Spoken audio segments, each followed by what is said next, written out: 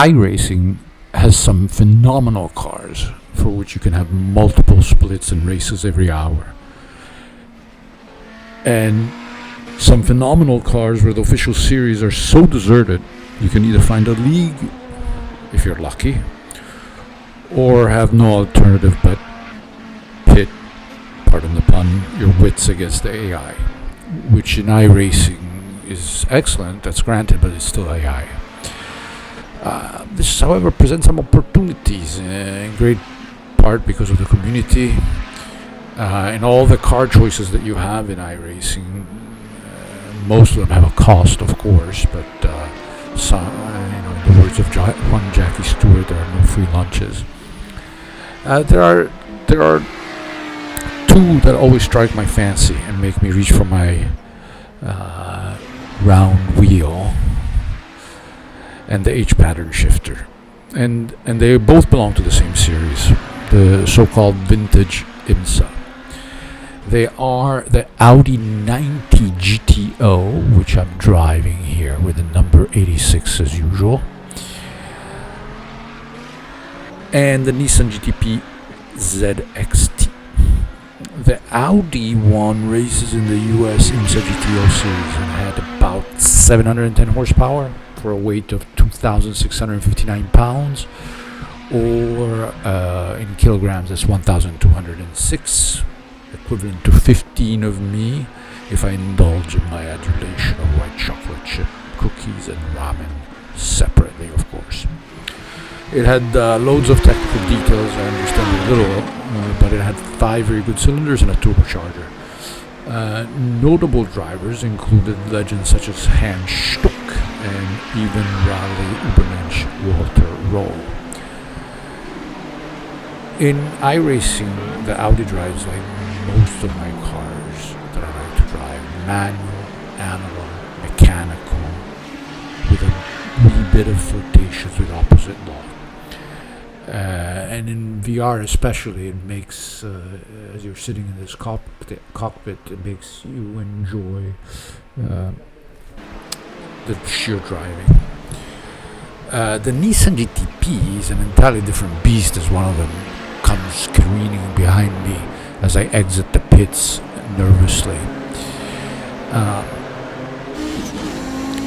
And it's a different beast, and it's truly an appropriate word for it. It's not a particularly pleasant car to the eyes, at least I think, but beauty is in the visor of the beholder. But it has a quirky charm to its kind of wedgy look, and you better not offend it, because the beast will quickly chew you up. The horsepower are a bit higher, it's just shy of 800, but its weight is only 2,097 pounds, or less than 1,000 kilos, 951. And when you sit in the cockpit, particularly in VR, and accelerate away, you begin to question your ability to keep pace in the world as it's zipping by. Unfortunately, these two gems of a car race in a series, the vintage GT, IMSA Vintage, which is one of those series that is almost always deserted. There might be a timer zone.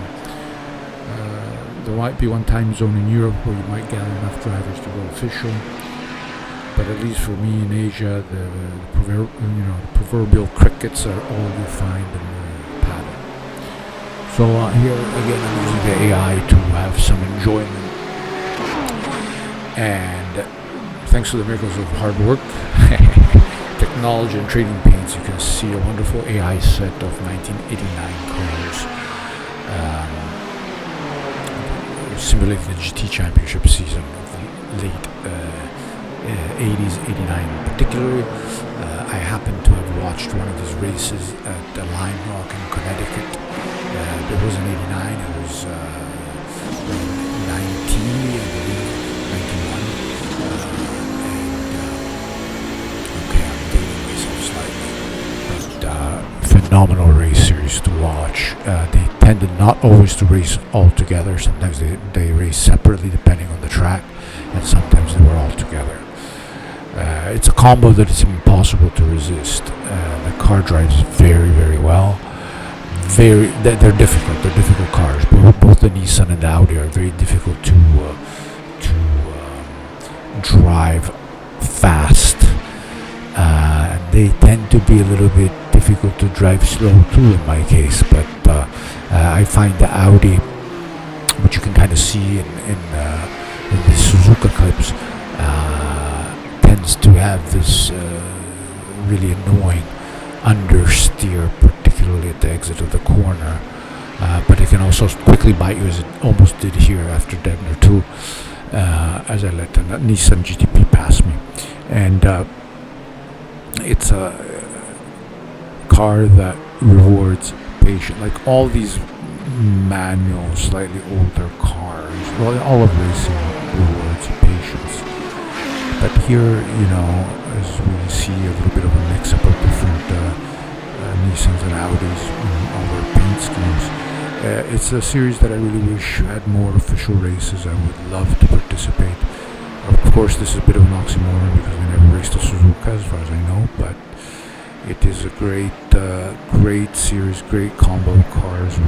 Wish more people raced it, and I just want to have a little taste of it and conclude this video as these two Nissans lose it, and very, very difficult to maintain consistency through the S's, the famous Suzuka S's, and then here at Dunlop, another Nissan loses it. And great cars, highly recommended.